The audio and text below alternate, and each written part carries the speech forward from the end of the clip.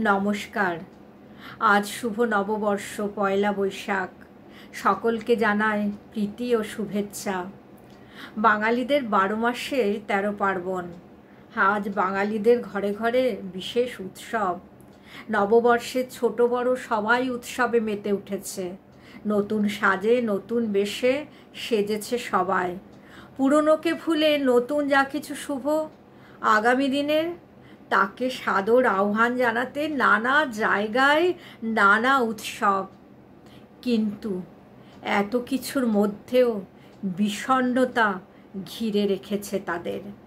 চতুর্দিকের সামাজিক ও রাজনৈতিক যে প্রেক্ষাপট তৈরি হয়েছে, মানুষের জীবনকে কলুষিত করছে, বিপন্ন করছে দেহ ও মন। নেই নেই ভাব সর্বত্র। হাহাকার যেন ঘিরে ধরেছে। চাকরি নেই, বাসস্থান নেই। এত কিছু না থাকার মধ্যে কি আর ভালো থাকা যায়? তবু কেবল ভালো থাকার জন্য প্রতীক্ষার প্রহর গুনছে মানুষ। ধৈর্যের পরীক্ষা দিচ্ছে। ধৈর্যের বাঁধ যেন ভেঙে পড়ছে। কালবৈশাখী ঝড়ের সঙ্গে দ্রুত গতিতে এগিয়ে আসছে এক তীব্র ঝড়, রাজনৈতিক ঝড়। কি করে আটকাবে মানুষ?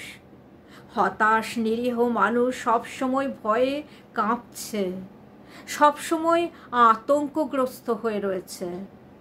আপনারা মানুষের পাশে দাঁড়ান। মানুষকে একটু ভালো থাকতে, একটু শান্তিতে থাকতে সাহায্য করুন। শুভ নববর্ষের দিনে সকল মানুষকে ভালো রাখতে এবং ভালোবাসতে আপনারা সাহায্য করুন।